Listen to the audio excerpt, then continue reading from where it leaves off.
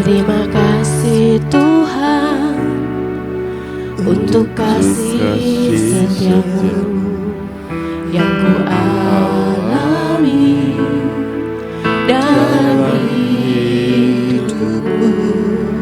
Terima kasih Yesus untuk kebaikan-Mu sepanjang hidupku.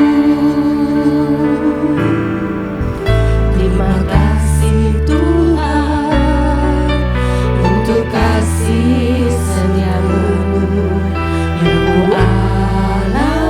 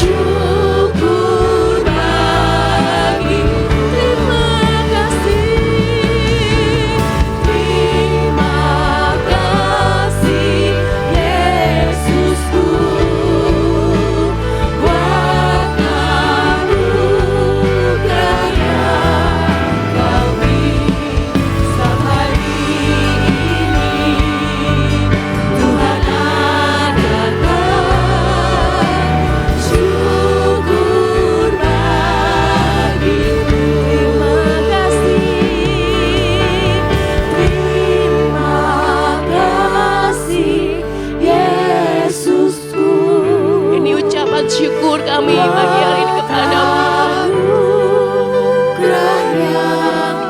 Terima kasih Tuhan, hari ini Tuhan adalah syukur bagimu. Terima kasih Yesus, terima kasih Yesusku.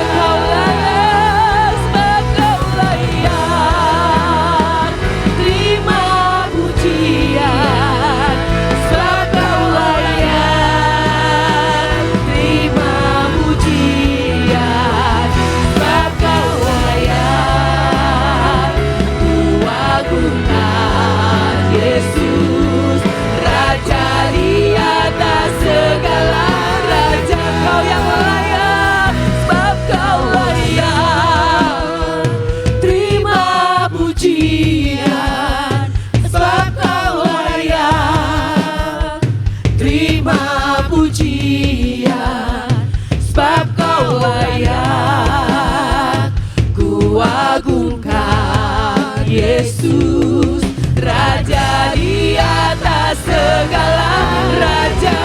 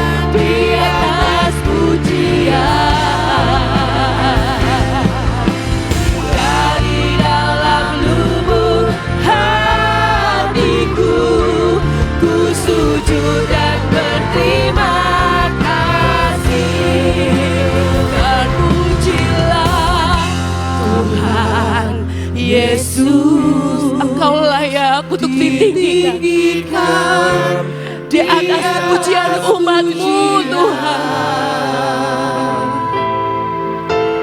Dari dalam lubuk hatiku, ku sujud dan berterima kasih.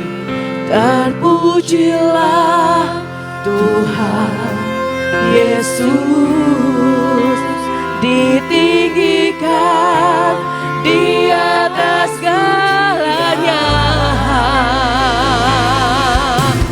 Dari dalam lubuk hatiku, ku sujud dan berterima kasih.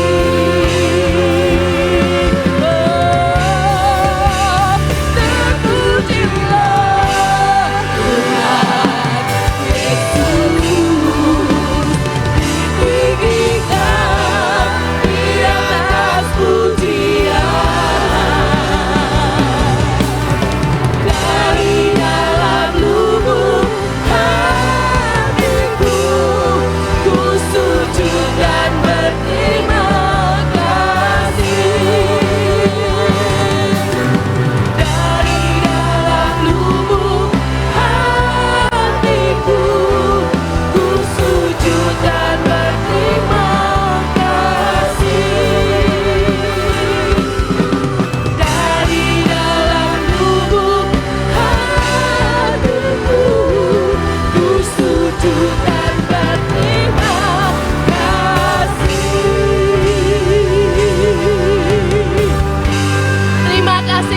kepadamu Tuhan, Allah yang bertahta di atas puji-pujian umat-Mu. Biarlah kami terus bersorak-sorai bagi Engkau Tuhan, sebab nama-Mu saja yang besar. Engkau Allah yang membuat jalan saat tiada jalan. Engkau Allah yang penuh dengan mujizat. Terpuji nama-Mu Tuhan Yesus. Haleluya.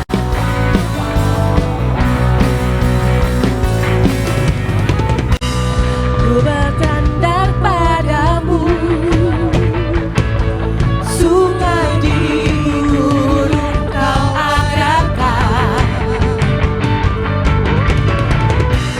tembok busuk pun runtuh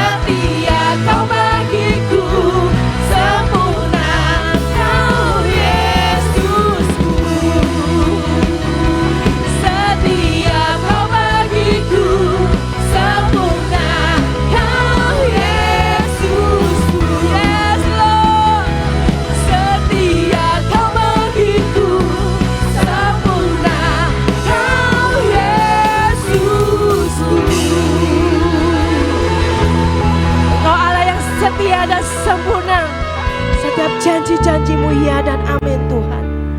Dan kami percaya kami punya Tuhan yang tidak terbatas, yang kuasanya mengatasi segalanya. Keajaiban-Mu, kebesaran-Mu sungguh tidak dapat diselami oleh kami Tuhan.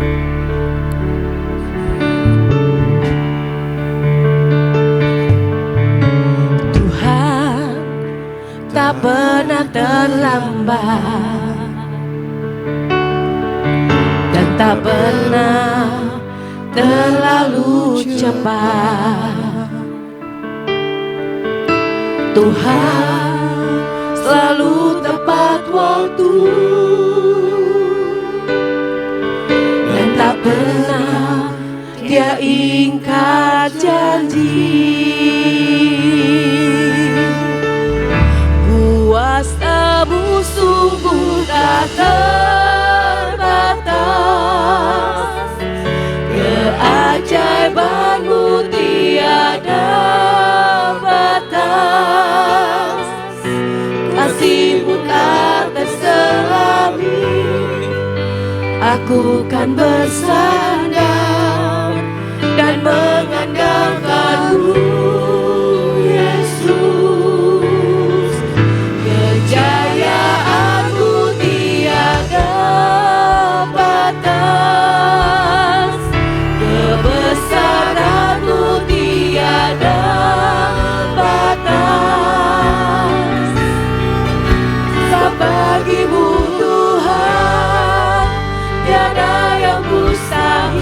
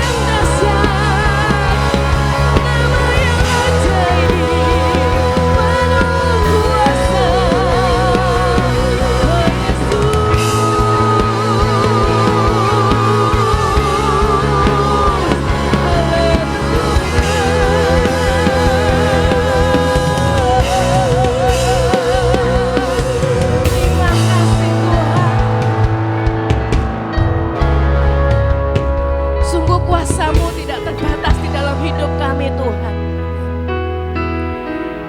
Kami percaya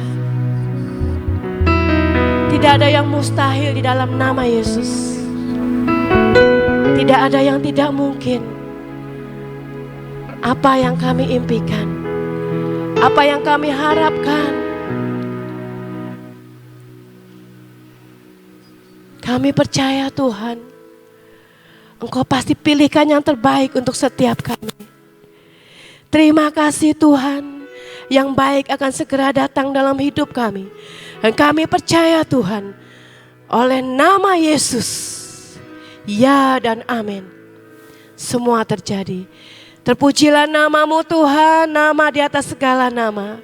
Biarlah segala pujian, hormat, kemuliaan hanya bagi nama Yesus. Amin. Mari saudara, saya undang untuk bangkit berdiri. Kita mau perkatakan deklarasi kita pagi hari ini.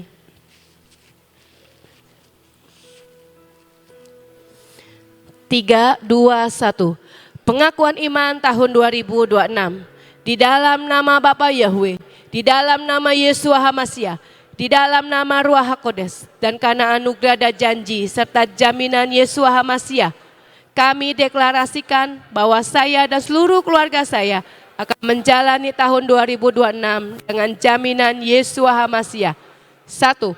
Kami telah menerima 7 kotak emas yang berisi perjanjian dan penetapan bahwa saya dan seluruh keturunan saya akan menerima perjanjian dan penetapan dari Yesua Hamasia.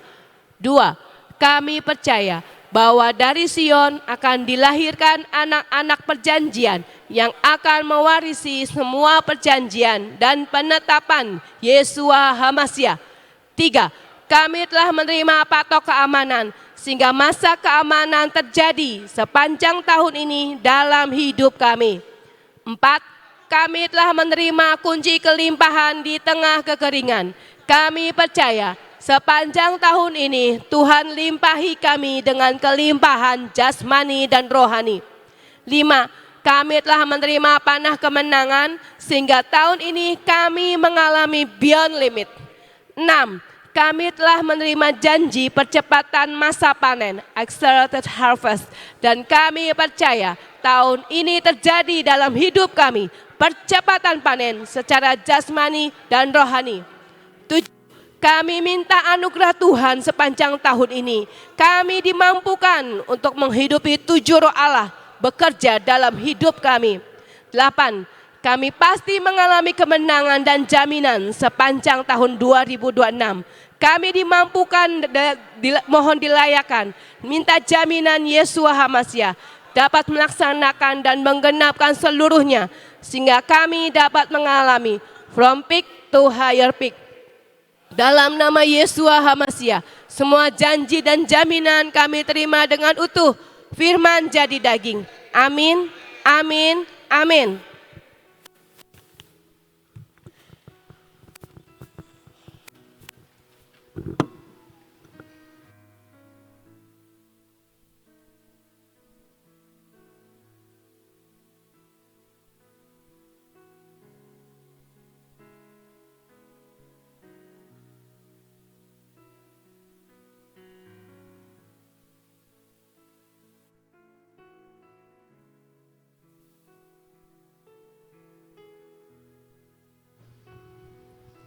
Mari kita berdoa. Bapa di dalam surga, kami bersyukur Engkaulah Allah kami, Raja kami, Tuhan kami yang punya segala-galanya yang sudah Engkau siapkan buat setiap kami anak-anak-Mu. Biarlah pagi ini kami boleh menikmati pewahyuan yang daripada-Mu lewat firman-Mu.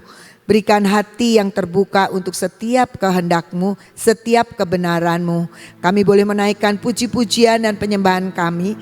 Biarlah itu menjadi ucapan syukur yang menyukakan akan hati Tuhan. Roh-Mu bekerja atas kami pagi ini Tuhan, untuk menerjemahkan perkataan-perkataan manusia diganti dengan perkataan-Mu sendiri.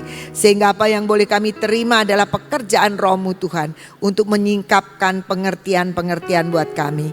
Terima kasih Tuhan, di dalam nama Tuhan Yesus kami berdoa. Amin. Shalom saudara-saudara yang dikasihi Tuhan. Shalom juga yang mengikuti streaming. Kita sama-sama akan melengkapi apa yang tertulis sebagai tema pada pagi ini, menjadi serupa. Serupa apa ya? Sebenarnya gampang kok menjawabnya. Pasti semua juga tahu apa yang Tuhan inginkan. Tapi saya mau cerita sedikit ya. Satu hari ada peristiwa, ini cerita sekolah lagi ya. Peristiwa seorang anak yang ketahuan melanggar sebuah aturan. Dan tentu saja ada pendisiplinan. Pendisiplinan dan kebetulan ini tidak kebetulan juga sih. Ini yang melanggar ini anak pendeta. Nah, anak pendeta melanggar. Nah, tapi apakah salah? Ya nggak salah juga gitu, karena semua anak itu pasti bisa melanggar. Tapi yang menjadi kemudian reaksi adalah respon dari orang tua yang tanda petik tadi saya sudah katakan pendeta, marah-marah. Karena ada satu perkataan dari kepala sekolah yang buat dia adalah salah. Adalah mengatakan bahwa anak ini mendapat hukuman gitu, ya, karena melanggar peraturan. Dan datanglah marah-marah kepada kepala sekolah yang akhirnya menemui saya. Emangnya ini penjara? Kok ada hukuman? Oh, saya sih waktu itu cuma ngomong gini, ya sudah saya ganti aja istilahnya pendisiplinan. Kan cuma beda kata-kata. Tapi marah-marah. Kadang-kadang ketika saya melihat seperti itu, bukan saya saja, sekolah juga melihat ada sebuah kita tuntutan. Ya, pendeta nggak boleh begitu gitu. Nah, sepertinya di dalam hati tanpa sadar pasti ada penilaian seperti itu. Ada lagi ini peristiwa satu lagi, ada peristiwa yang lain lagi. Ini kebetulan saya cerita pendeta dulu karena ini akan menjadi serupa ya. Satu hari ada yang datang ke saya dari tata usaha. Miss Ina ada orang yang mau bertemu. Siapa? Wartawan. Waduh, saya paling tidak suka kalau wartawan. Wartawan itu pasti orang yang ingin mencari berita. Dan berita itu bisa diputar balikan, namanya wartawan. Maaf kalau di sini ada wartawan. Tapi saya tidak suka, nggak ada hubungannya sekolah dengan wartawan. Jadi saya tolak. Datanglah besoknya lagi, mau ketemu lagi. Siapa? Itu wartawan yang kemarin. Akhirnya penasaran saya nggak ketemu orangnya. Akhirnya disebutlah identitasnya. Jadi dia itu sebenarnya juga orang tua murid.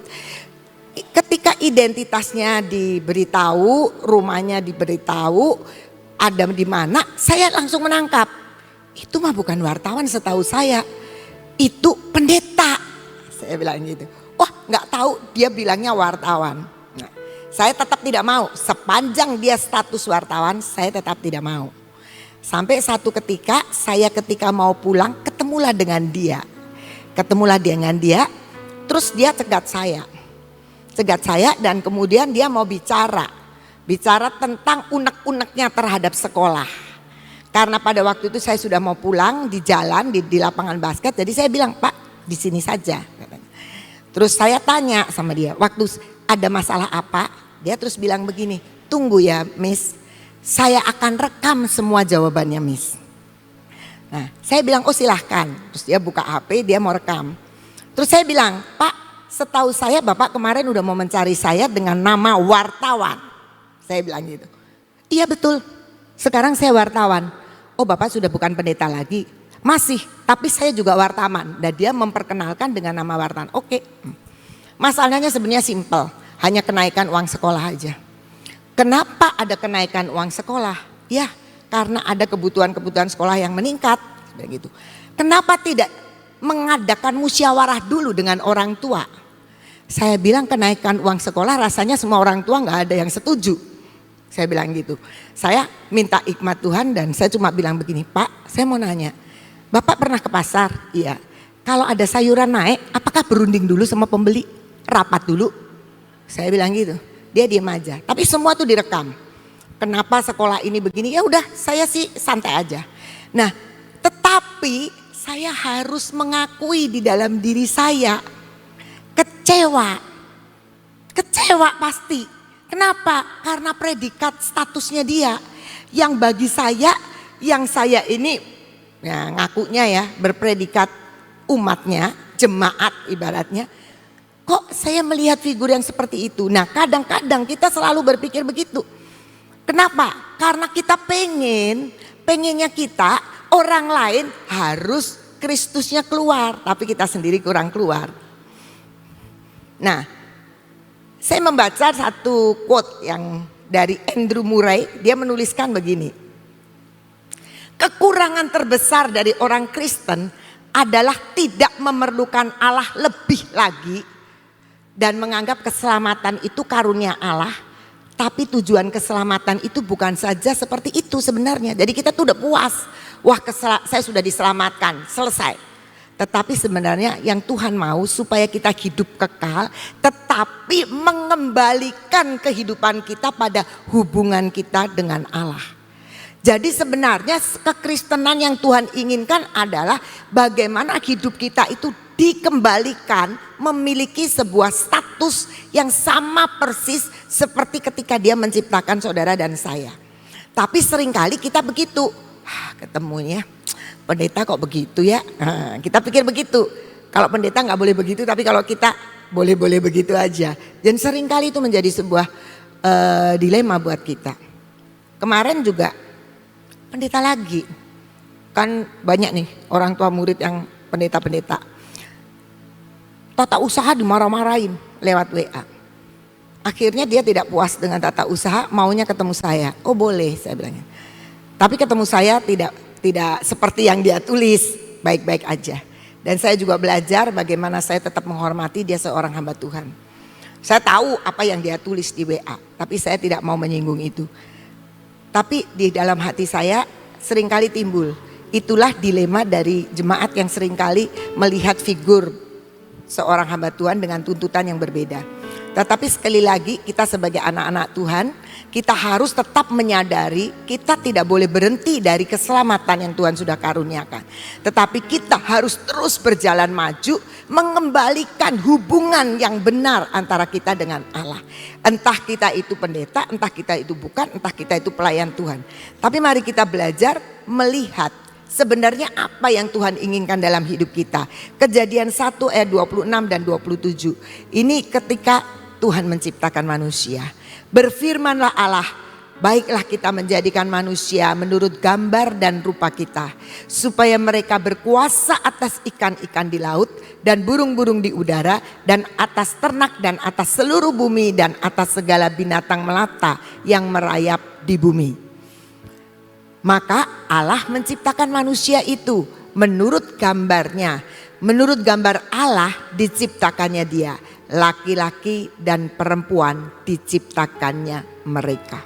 Jadi kita tahu bahwa pada awalnya ketika Allah menciptakan manusia, Dia menciptakan manusia itu menurut gambar dan rupa Allah.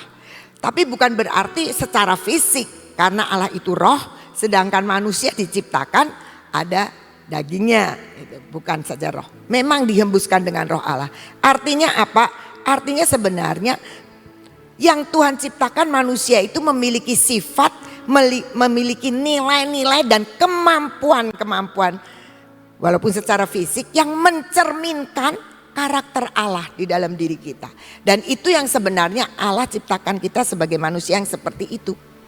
Tapi kita tahu ternyata di dalam Kejadian 3 kita lihat bahwa manusia itu jatuh ke dalam dosa.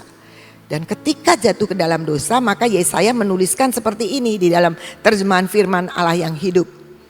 Yesaya 59 ayat 2 bagian A. Tetapi yang menjadi penghalang ialah dosa-dosamu. Itulah yang telah memisahkan kamu dengan Allah. Dan karena dosa itu yang seringkali kita jadi terpisah dengan sifat Allah, dengan kemauan Allah, dengan rencana Allah. Sehingga terjadi semua yang ada di dunia ini yang seringkali tidak memuaskan kita. Kita seringkali bilang, waduh Indonesia kok seperti ini. Waduh itu si A kok begitu. Oh dia itu sudah melayani Tuhan kok begitu. Semua itu menjadikan sebuah keterpisahan antara kita dengan Allah. Figur Allah seringkali lepas dari figur kita sebagai orang percaya, sebagai manusia ciptaan Tuhan. Sedangkan awal Tuhan itu selalu ingin menciptakan kita segambar dan serupa dengan Dia. Nah, yang sering kali terjadi adalah ketika kita kecewa terhadap orang lain, terus kita langsung bilang gini, kok dia begitu ya? Udah Kristen, kok masih begitu? Padahal sama aja kita juga. Mungkin orang lain lihat kita juga akan sama seperti itu.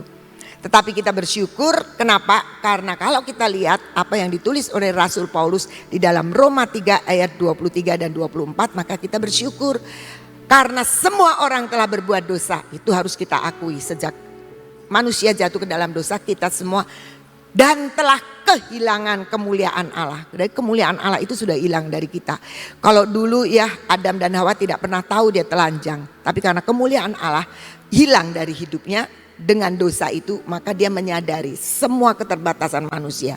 Dan oleh kasih karunia telah dibenarkan dengan cuma-cuma karena penebusan dalam Kristus Yesus. Nah saudara-saudara, ini yang seringkali menjadi sebuah pengertian orang Kristen. Saya ini ditebus dengan cuma-cuma, itu kasih karunia Allah. Tapi harusnya ada banyak hal konsekuensi dari ketika kita sudah terima penebusan. Tuhan tidak ingin cuma nebus, tapi Tuhan ingin adalah mengembalikan, seperti tadi yang ditulis Andrew Murray itu, mengembalikan hubungan kita dengan Allah. Dan itu yang harus dibangun dalam hidup kita. Dan apa yang ditulis oleh Paulus di dalam Roma 8 ayat 29 dikatakan begini. Sebab semua orang yang dipilihnya, saudara dan saya adalah orang-orang pilihan Tuhan yang dari semula dipilihnya, mereka juga ditentukannya dari semula. Jadi ketika Tuhan itu menyatakan kasih karunia-Nya, keselamatan itu langsung ada penentuan dari Tuhan untuk menjadi serupa dengan gambaran anaknya Yesus, yaitu Yesus Kristus, supaya anaknya yaitu Tuhan Yesus itu menjadi yang sulung di antara banyak saudara. Maksudnya apa? Kita tahu Kristus hidup 3,5 tahun di dunia ini, dia memberikan contoh dan teladan. Ini loh kehidupan sebagai orang percaya. Dan kemudian diteruskan dengan para rasul-rasul menulis suratnya sehingga Alkitab itu menjadi sempurna dan lengkap. Maksudnya adalah kita harus menjadi kembali lagi kepada awal kenapa Tuhan menciptakan manusia, supaya kita menjadi serupa, segambar dengan Allah. Nah, tentunya kita akan ngomong ya, nggak gampang. Ya tidak gampang saudara-saudara, nggak gampang. Ketika saya bertemu dengan banyak orang yang suka menjengkelkan aja, bagaimana rupa Allah itu ada di dalam diri kita. Prinsipnya kenapa? Karena sebenarnya kita seringkali menuntut orang untuk kita ngerti firman, dan kekayaan firman Tuhan ini sukanya dipakai buat orang lain, bukan buat diri kita. Nah, sebenarnya Allah lewat Yesus Kristus mau memulihkan gambar Allah dengan menciptakan manusia baru dalam hidup kita sesuai dengan kebenarannya. Efesus 4 ayat 24, mungkin gak ada di situ, tapi ada tambahan. Amos, maaf, tadi saya lupa. Efesus 4 ayat 24 mengatakan demikian.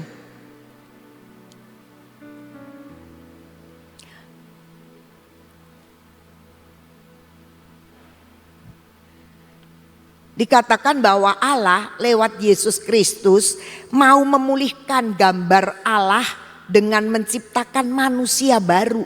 Jadi kita itu tidak menjadi manusia yang lama dan mengenakan manusia baru yang telah diciptakan menurut kehendak Allah di dalam kebenaran dan kekudusan yang sesungguhnya.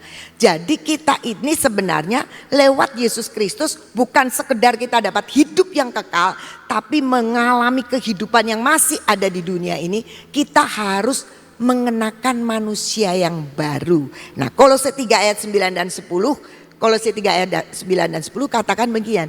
Jangan lagi kamu saling mendustai, karena kamu telah menanggalkan manusia lama serta kelakuannya. Jadi manusia lama kita harus dilepaskan, harus ditanggalkan. Gampang enggak? Itu butuh sebuah proses. Dan telah mengenakan manusia baru. Manusia barunya bagaimana pakainya? Terus menerus diperbarui untuk memperoleh pengetahuan yang benar menurut gambar Khaliknya. Jadi manusia baru kita itu enggak tiba-tiba ketika kita sudah jadi Kristen kemudian kita mulai tahu dan sadar bahwa ini tidak boleh, itu tidak boleh, bahwa kita harus hidup seperti ini, selesai. Tidak, itu menjadi sebuah proses yang terus menerus diperbaharui. Pengalaman saya dulu dipercaya sama Tuhan untuk menjadi ketua yayasan di sekolah negara tetangga. Dan pada satu ketika dalam perjalanan pelayanan saya, kami membuka bersama dengan Pak Hardian juga, membuka sebuah sekolah yang baru. Artinya bukan sekolah nasional ya, ada plusnya gitu. Kenapa? Karena kita itu ya sistemnya kalau orang dagang ya, kenapa ini anak alumni di situ, anaknya di tempat lain, yuk kita buka yang sesuai keinginan konsumen. Itu pikiran otak ya. Nah pada waktu itu sebenarnya nih aslinya saya, saudara-saudara, saya itu belum pernah jadi guru sekolah minggu. Waktu nganterin anak saya di TK aja rasanya aduh guru TK itu kok dianiaya ya sama anak-anak. Nah, prinsipnya anehnya, saya tuh nggak sabaran sama anak-anak tuh nggak sabaran. Tapi karena saya buka TK waktu itu dan saya butuh konsumen ya. Butuh konsumen, pasti kepengen laku kan. Nah, jadi saya mulai bujuk anaknya Pak Heri, anaknya Pak Ardian yang usia-usia TK itu suruh masuk. Tapi anaknya itu, salah satunya anaknya Pak Hardian, saya ingat sekali. Waktu mau dibujuk-bujuk, saya ngebujuk supaya masuk ke sekolah ini, kan pasti sekolahnya lebih mahal, jadi lebih menguntungkan lah maksudnya kita. Dan ini kapasitas orang tua yang bisa nggak pakai nawar untuk memilih itu. Saya ini sebenarnya nggak sabar sama anaknya Pak Hardian. Dia bilang gini, nggak mau sekolah di sini. Padahal sekolahnya tuh ada kolam renang, sekolahnya gede. Nggak mau, aku mau sama ibu itu. Pokoknya, hati saya ini sebenarnya gemes loh. Gemesnya dalam hati saya, nggak usah sekolah sini juga, nggak apa-apa. Tapi karena saya tahu saya butuh murid, jadi saya itu tak sabari, tak bujuk-bujuk supaya anaknya mau. Ini TK, supaya anaknya mau. Akhirnya ya mau, papahnya mau, mamanya mau, ya akhirnya dimasukin ke situ. Sudah itu, jadi karena sebuah tujuan tertentu supaya sekolahnya laku, saya lakukan itu. Tapi itu tidak merubah saya menjadi seperti Kristus. Hanya hati saya harus berkorban untuk sekolah punya murid. Itu saja. Tapi dikatakan bahwa ketika kita mengenakan manusia baru yang terus menerus diperbaharui. Hati saya sekarang beda loh. Sekarang ada sekolah terang bangsa, kalau ngelihat anak-anak itu ya ada yang nangis apa gitu. Tapi tidak punya rasa jengkel. Saya tidak bilang saya udah lebih baik kayak Tuhan Yesus, bukan. Tetapi hati saya sudah mulai berubah. Kenapa? Saya percaya ketika dari waktu ke waktu dulu mungkin profesi saya untuk mengurus itu hanya sebuah pelayanan yang kok disodorkan kepada saya. Tapi kalau sekarang saya tahu bahwa ketika saya harus dipercaya sama Ibu Nani untuk pegang sekolah, itu adalah sebuah utusan, pengutusan, kepercayaan. Bukan lagi kegiatan saya, tapi beda. Nah, ada guru yang dulu interview masuk guru di sana, sekarang jadi guru terang bangsa. Dia bilang begini, Miss Ina kok beda? Bedanya apa? Dulu itu kalau Miss Ina datang, mobilnya datang tuh ke sekolahan itu, kita semua guru-guru udah pada ngeri. Waduh, ini mau dikoreksi, mau dimarahin, mau ditaruh gitu. Tapi sekarang kok beda. Kenapa? Lebih sabar kata dia. Ya mengucap syukur aja saudara. Tapi saya bilang itulah sebuah kehidupan yang diperbaharui terus. Untuk kita memperoleh pengetahuan yang benar menurut gambar Allah. Saudara-saudara, kalau saya ceritain saudara-saudara bisa bingung. Oh, ngurusi sekolah kok pikirannya seperti itu. Tapi saya juga nggak ngerti. Tuhan itu naruh pikiran-pikiran karena kita punya Tuhan yang kreatif, Tuhan yang luar biasa. Jadi ya saya ngikutin aja. Apalagi dekat taman Tuhan ya. Kalau lagi ada gitu tinggal lari ke taman Tuhan. Kalau ada ini gimana nih Tuhan, tinggal lari ke taman Tuhan. Dan Tuhan itu menjadi sesuatu figur pribadi yang sangat ajaib menurut saya. Khususnya di sekolah terang bangsa. Ada banyak hal. Tapi memang itu terus menerus. Sekarang saya sudah seperti Kristus. Ya enggak lah saudara yang lihat saya. Sekali waktu saya bisa marah. Sekali waktu saya bisa salah. Ya kadang-kadang Kristusnya keluar sedikit ya. Tapi yang pasti kita harus terus menerus diperbarui. Dan butuhnya adalah apa yang diomong sama Paulus. Paulus menulis di dalam Filipi 3 ayat 10. Paulus bilang begini, yang ku kehendaki ialah mengenal Dia. Kita semua mikir kita udah kenal Tuhan ya. Oh, saya sudah baca Alkitab dari Kejadian sampai Wahyu 50 kali. Ya, tapi saya mau kasih tahu, belum tentu kenal Tuhan. Tetapi, dan dikatakan Paulus bilang, aku ingin mengenal Dia.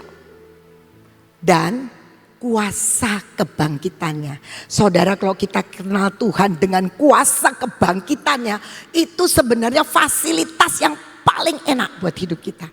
Karena apa?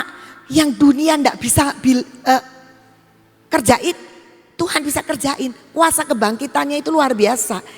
Dan ini yang suka orang Kristen gak suka.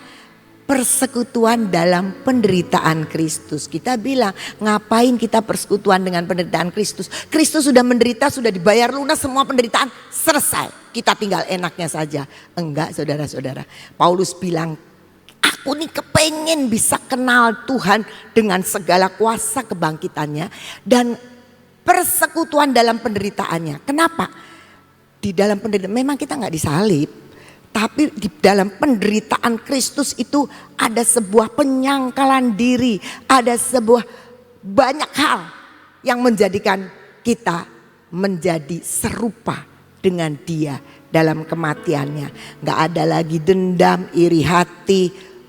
Susah gak? Ya setiap hari mesti digosok terus. Jadi Paulus itu bilang dia tahu banget ketika aku dipanggil untuk menjadi hambanya. Untuk menjadi orang percaya, menjadi umat pilihannya. Maka terus menerus yang aku inginkan adalah aku mau kenal Dia terus menerus dengan kuasa kebangkitannya. Kuasa yang terus menerus akan mengerjakannya. Saudara-saudara, sekolah terang bangsa ini sekolah yang kalau kita bilang mungkin sekolah yang kita tuh enggak punya apa-apa, enggak punya kekuatan apa-apa. Tapi yang syukur sekali adalah kita ini punya kuasa kebangkitan Kristus. Satu hari saya punya kepala sekolah.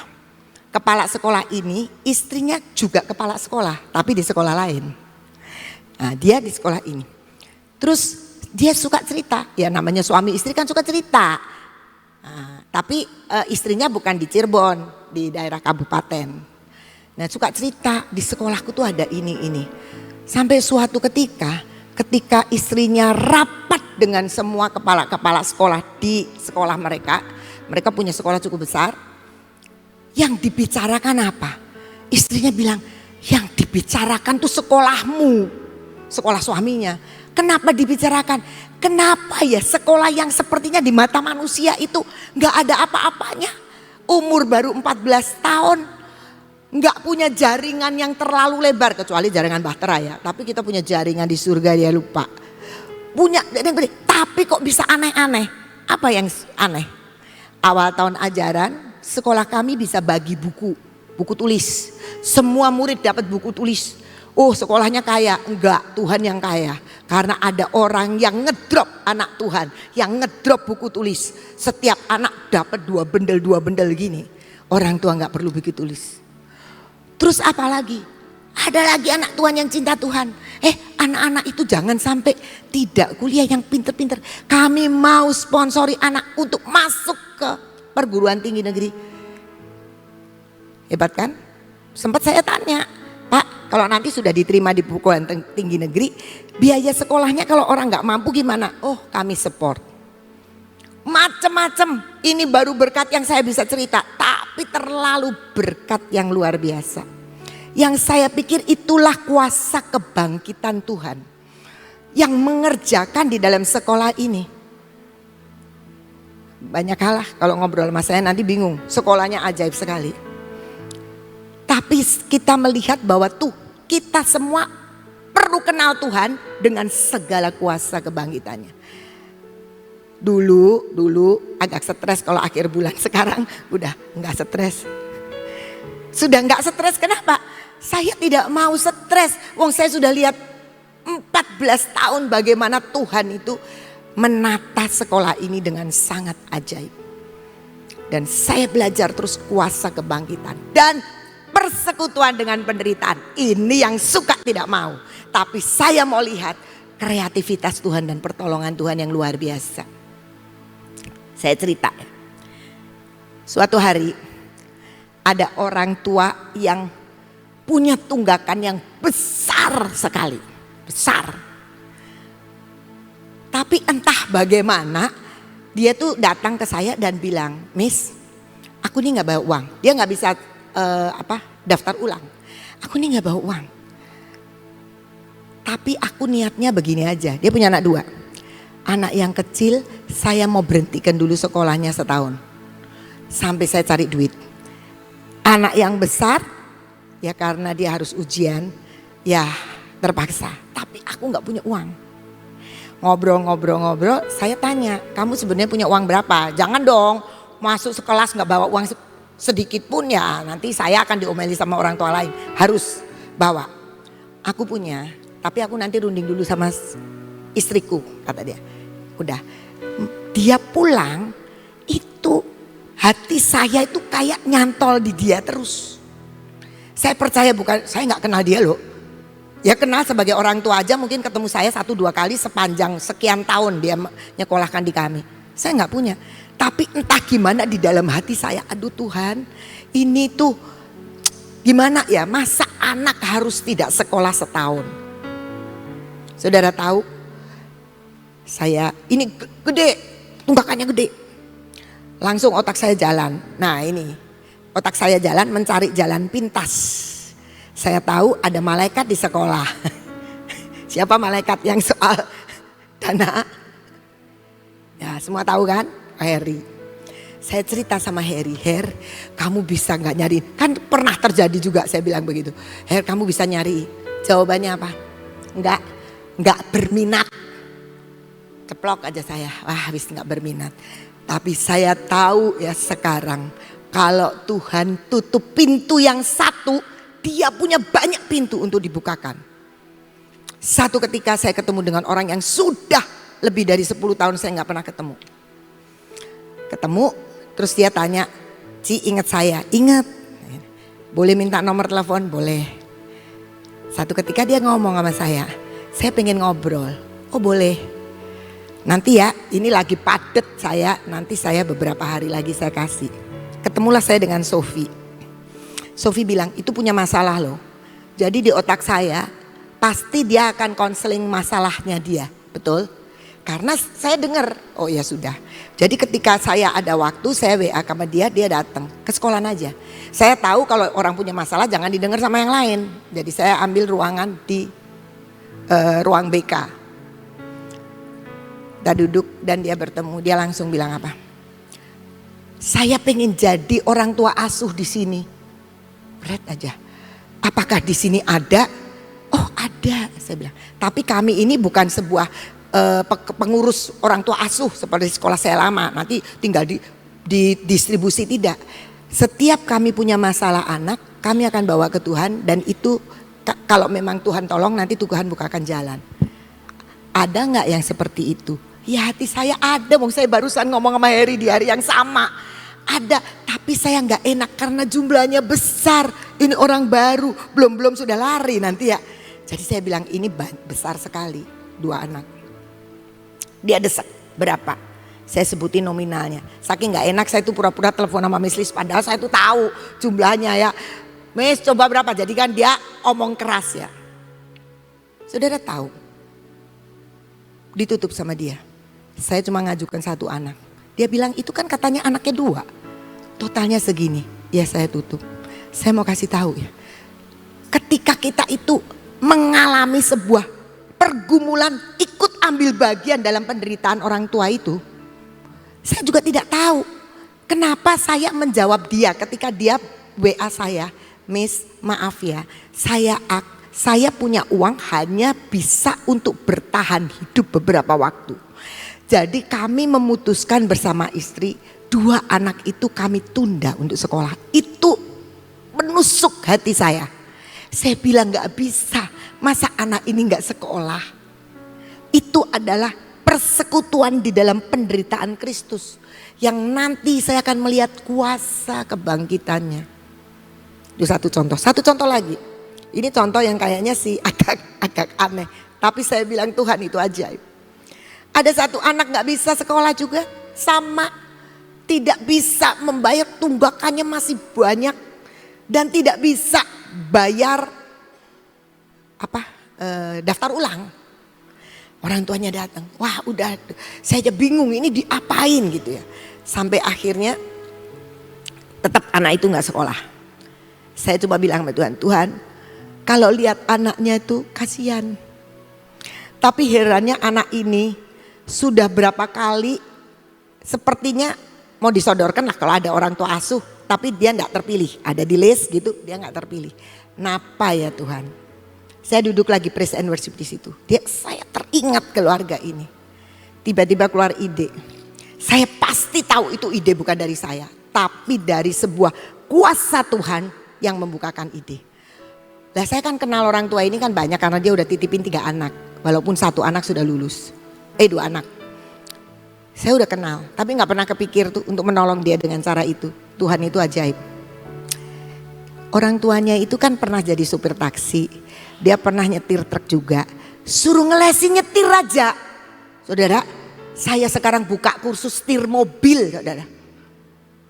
Saya langsung suruh panggil orang tuanya. Saya bilang, kamu mau ngelesin mobil tapi murah-murah aja ya.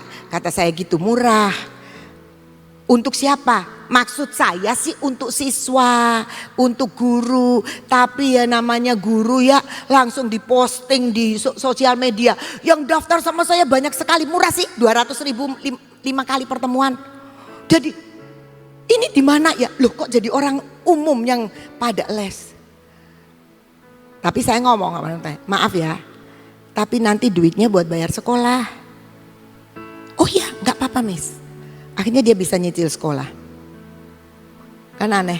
Saya cuma takut aja waktu orang luar pada telepon sama saya. Waduh nanti kalau polisi datang ini izinnya dari mana buka kursus setir mobil. Saya salah, flyernya kurang ditulis untuk lingkungan sendiri. Saya salah tapi sudah ada. Sudah beberapa, sudah 2 kloter. Dan semua bilang enak sekali ngajarnya. Walaupun teman saya di yayasan, Ci, kalau setir mobil tuh di pinggirnya juga ada remnya. Sudahlah, pakai mobilnya mobil apa? Mobil sekolahan. Itu yang putih itu mobil sekolahan. Manual, nggak apa-apa. Ketenggor dikit ya maklum lah. Nggak mobilnya Miss Ina. Ya jangan, nanti kalau ketenggor sayanya sedih. Egois ya, tapi ya itu memang seperti itu. Tapi saya mau katakan, ketika bersekutu dengan penderitaannya, kita akan melihat kemuliaan Tuhan yang luar biasa. Saya ngomong begini nanti yang daftar les setir banyak. Adi belum daftar. Ya. Tapi banyak, beberapa sudah ada di sini dan saya selalu tanya. Tapi saya mau katakan di sini ya, ketika kita bersekutu dalam penderitaannya hanya karena terbeban, hanya karena kita itu memikirkan itu, nanti Tuhan itu akan mengeluarkan banyak ide dengan segala kekuatan dan kuasanya. Jadi ketika Paulus bilang, yang ku kehendaki mengenal dia, sebenarnya mengenal dia itu lewat kuasa kebangkitannya. Lewat kita bersekutu dengan penderitaannya, itu kita akan kenal dia. Kita gak akan pernah takut. Kenapa? Karena kita akan menyadari kuasa kebangkitan Kristus itu adalah kuasa yang sama ketika Tuhan membangkitkan Kristus dari kematian. Itu kuasa yang terbesar. Kita akan lihat dari Efesus 1 ayat 19 sampai 20. Dan betapa hebatnya Allah bekerja dengan penuh kuasa di dalam kita yang percaya. Jadi Tuhan itu bekerja penuh kuasa kalau kita percaya. Enggak percaya enggak berlaku. Kuasa Allah itu sama seperti kuasa luar biasa yang dipakai Allah ketika menghidupkan kembali Kristus dari kematian dan memberikan kepadanya kedudukan tertinggi bersama-sama Allah di surga. Jadi sebenarnya kalau kita masuk dalam kuasa kebangkitan Kristus, kita akan menikmati kuasa yang sama seperti ketika Bapa di surga membangkitkan Kristus dari antara orang mati. Dan itu adalah kuasa terbesar dan itu kuasa yang sempurna dan itu kuasa yang ajaib kalau kita bisa mengalami seperti itu. Tuhan kita itu Tuhan yang hebat. Ketika satu hari Maria didatengin oleh Gabriel, sesuatu berita yang sebenarnya tidak pernah dilihat, tidak pernah didengar dan tidak pernah tahu. Tapi dalam Lukas 1 ayat 37 dikatakan demikian. Sebab bagi Allah tidak ada yang mustahil. Jadi kita gak perlu takut ketika kita harus masuk di dalam penderitaan Allah. Sebab di situ kita akan lihat kuasa Tuhan. Kuasa Tuhan yang bekerja dan kuasanya seberapa besarnya sama seperti kuasa yang dipakai Tuhan untuk membangkitkan Tuhan Yesus dari kematian. Luar biasa. Kuasa dalam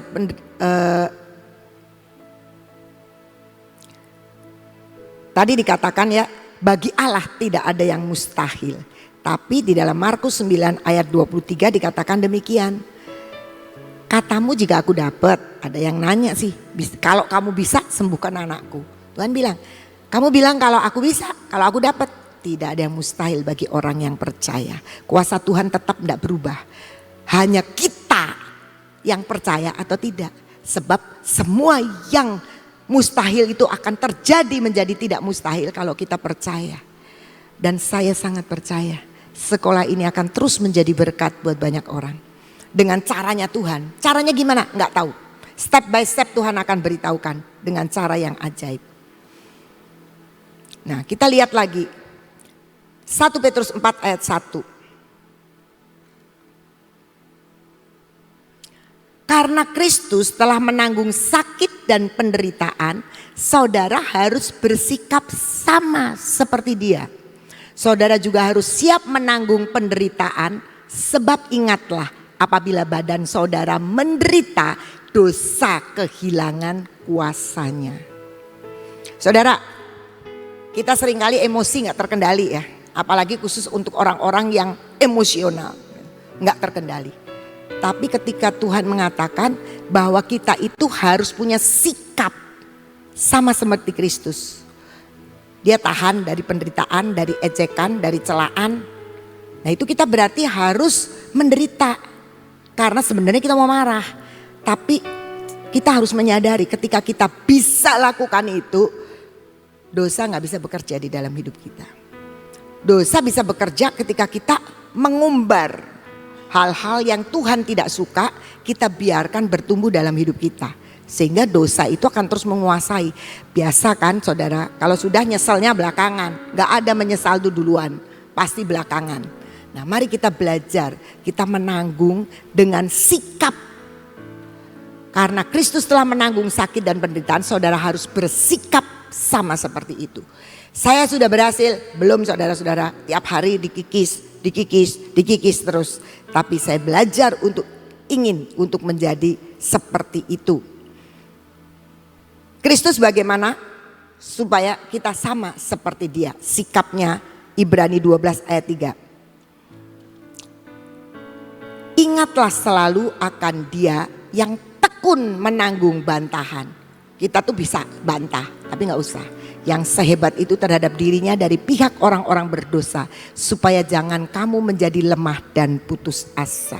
Jadi saya mau katakan di sini, serupa dengan Kristus itu seperti apa? Saya tadi kok kepikir begini, serupa dengan Kristus itu seperti termostat, bukan termometer. Kalau termometer itu ngukur panas, kalau termostat itu menciptakan suhu.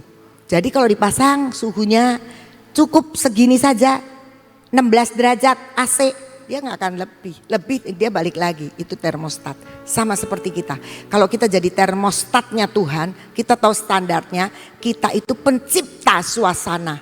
Nah sekarang gampang ya, sedikit yang paling gampang ya. Ketika keberadaan kita ada di tengah-tengah orang lain, apakah kita itu akan menjadi orang lain terganggu? Atau menikmati dan kenyamanan atas kehadiran kita. Itu termostat, kita bisa mengatur supaya kehadiran kita selalu menjadi kehadiran yang berdampak positif buat orang lain. Tapi kalau termometer kita cuma ngukur suhu. Suhu ruangan berapa sekarang? Oh lagi panas nih, berapa? 33 derajat panas. Ya sudah, mau diapain? Paling kita pasang AC. Nah AC itu yang punya termostat untuk mengatur suhu. Mari kita belajar untuk selalu memasang kita, pribadi kita menjadi termostat. Orang yang selalu membuat suasana dengan suhu-suhu yang tertentu sebagaimana Kristus kehadirannya. Dia tekun menanggung bantahan yang sehebat apapun di dalam dirinya.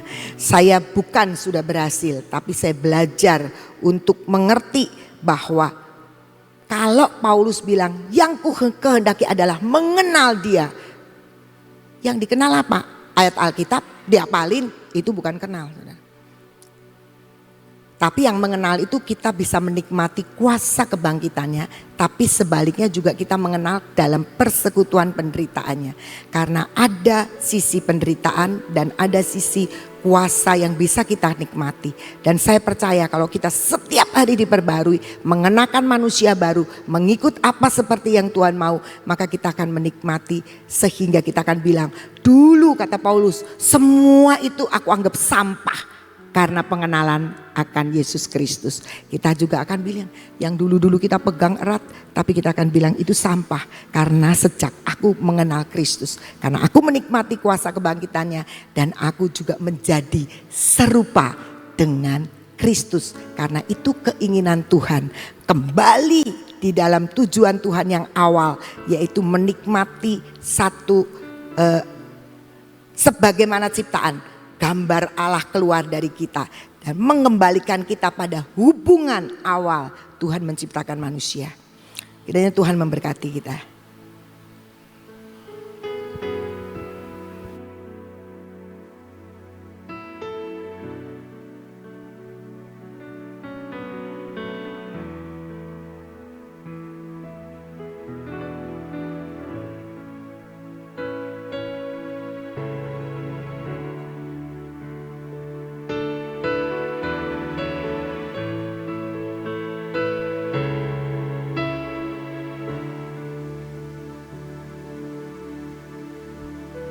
Dengan Tuhan.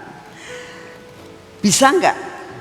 Firman Tuhan tadi katakan tidak ada barang yang mustahil ya di hadapan Tuhan. Jadi kalau ditanya bisa enggak? Pasti bisa. Dasarnya dari mana? Dari janji Tuhan, tidak ada yang mustahil bagi Allah ya. Jadi kalau saudara, aku bisa enggak? Pasti bisa. Sebab bagi Allah tidak ada yang mustahil. Jadi pasti bisa. Bagaimana caranya? Yang penting kita mau.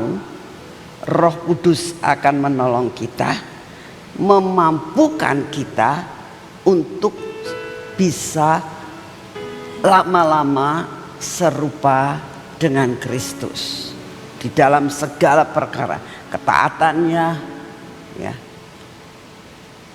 apa yang dia lakukan ya, ketahanannya, semua bisa. Yang penting kita mau, dan Roh Kudus akan bekerja membantu kita, menolong kita, sehingga kita dapat melakukan apa yang Tuhan mau. Amin. Saudara, saya mau sampaikan untuk sebentar sore. Saya harap saudara tidak miss, karena ada sesuatu pesan khusus yang akan disampaikan sebentar sore ya. Selain itu juga sebentar sore itu kan mau diterangkan tentang apa arti kenapa kita itu dapat selendang, dan selendang itu akan dibagikan sebentar sore untuk apa dan sebagainya, nanti akan diterangkan. Tidak sekedar kamu dikasih saja terus ini buat apa sih, ini buat apa, nggak ngerti. Nanti akan diterangkan ya untuk sebentar sore, sehingga saudara itu ngerti, oh ini artinya ini, oh ini dan sebagainya. Dan sebentar sore itu ada perkara-perkara yang khusus yang Tuhan sedang persiapkan untuk hari-hari di depan kita dan sampai tahun depan. Saya berdoa jangan miss untuk saudara datang sebentar sore ya. Yuk kita doa. Bapa, terima kasih buat firman-Mu hari ini. Terima kasih buat pujian dan penyembahan yang Kau berikan kepada kami pada hari ini. Kami boleh menyembah Engkau Tuhan. Kami sangat merindukan Biarlah setiap penyembahan dan pujian kami belajar seperti pada saat Engkau di dalam dunia ini. Engkau punya saat di mana bertemu dengan Bapa. Engkau punya saat di dalam penyembahan dan pujian dengan Bapa. Buat kami juga dapat mengikuti akan jejak-Mu ya Tuhan Yesus. Terima kasih untuk kasih setiamu. Bapa, kami berdoa saat ini untuk sebentar sore. Kami berdoa buat kami dapat datang tidak terlambat. Buat kami boleh menangkap apa yang Engkau mau. Boleh kami menjalani apa yang sebenarnya Engkau inginkan Tuhan. Biar kami dapat serupa dengan Engkau, bahwa Engkau mengikuti kehendak Bapa. Terima kasih Tuhan untuk semua dan semuanya. Kami tetap berdoa, berkati kebaktian sebentar sore. Berkati akan setiap anak-anak-Mu yang akan bertugas di mimbar. Berkati anak-anak-Mu yang akan menari. Berkati anak-anak-Mu yang bertugas asyir. Berkati anak-anak-Mu yang bertugas sebagai multimedia. Berkati semuanya Tuhan. Berkati kami semua yang akan datang, baik yang dari dalam maupun dari luar kota. Berkati Tuhan. Engkau bawa mereka untuk mereka boleh mendengar akan semua pesan-Mu. Terima kasih untuk kasih setiamu ya Bapa. Saat ini kami datang di hadapan-Mu, kami serahkan betul-betul Tuhan apa yang Engkau inginkan untuk disampaikan sebentar sore. Biar pada telinga-telinga dan hati yang ada di tempat ini boleh menangkap dengan benar dan menerima semua yang Kau pesankan. Terima kasih untuk kasih setiamu. Bapa, saat ini juga kami datang di hadapan-Mu Tuhan. Kami mau berdoa pada saat ini. Mohon anugerah-Mu buat bangsa dan negara ini. Biarlah bangsa dan negara ini Tuhan ada di dalam kontrol dan kedaulatan daripada-Mu. Sungguh Tuhan, kami berdoa buat keamanan di Indonesia Tuhan. Kami berdoa saat ini Tuhan, biarlah Engkau sendiri akan menolong akan keadaan bangsa dan negara kami ini.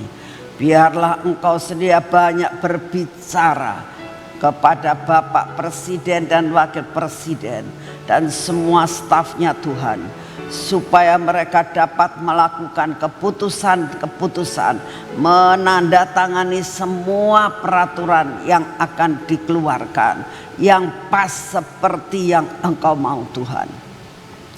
Engkau sendiri akan menolong sehingga negara kami ini tidak menjadi hancur.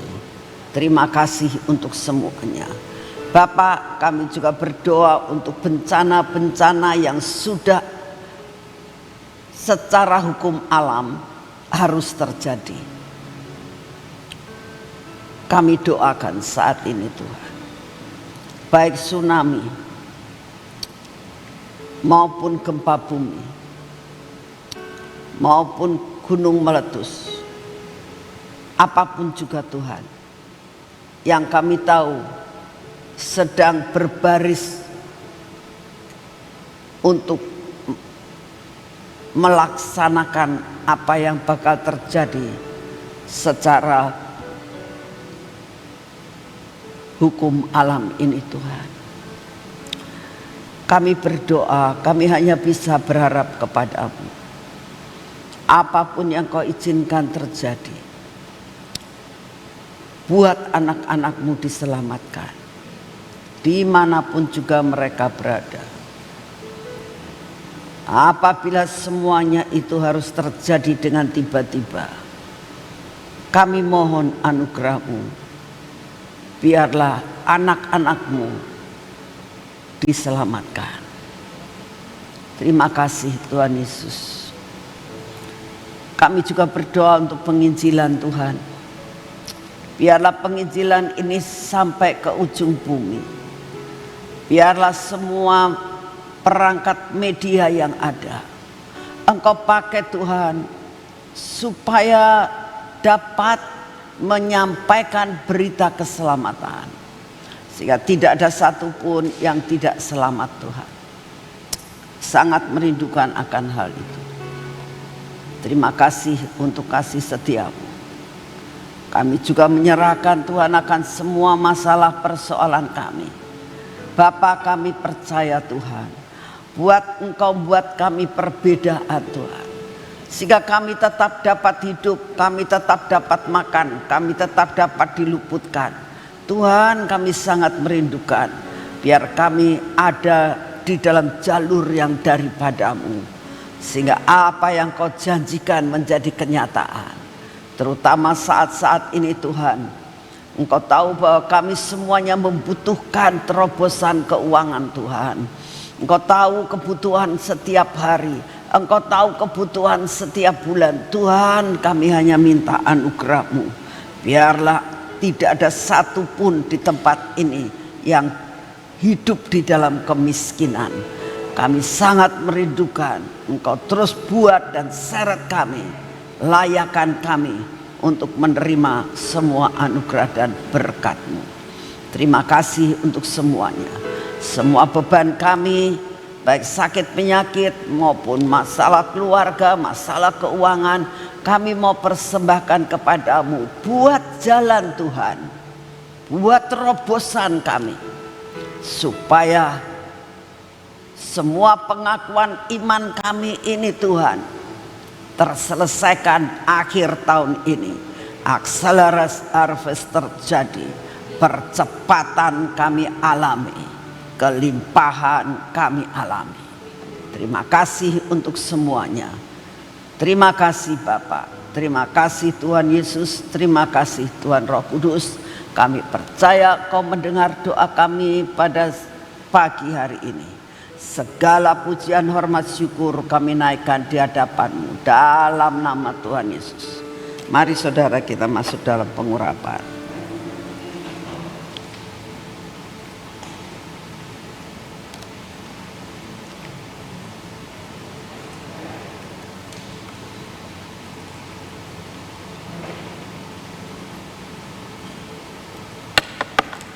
Dalam nama Tuhan Yesus,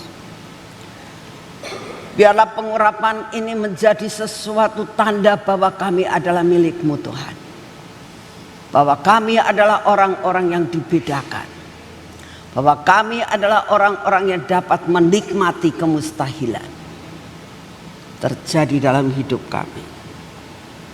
Biar minyak kemustahilan ini merasuk dalam hidup kami, sehingga hidup kami selalu hidup dalam supranatural. Terhadap mata kami, telinga kami juga Tuhan, bibir, mulut kami dan hati kami, segala pujian, hormat, syukur kami naikkan di hadapan.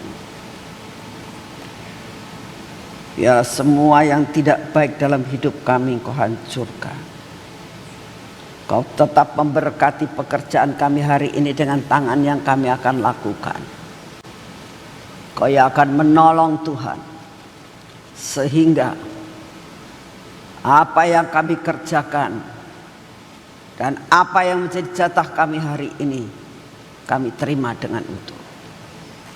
Kau memberkati kaki kami, sehingga kaki kami ini Tuhan berjalan dalam jalan-Mu, sampai tidak ada satupun rencana-Mu yang gagal hari ini.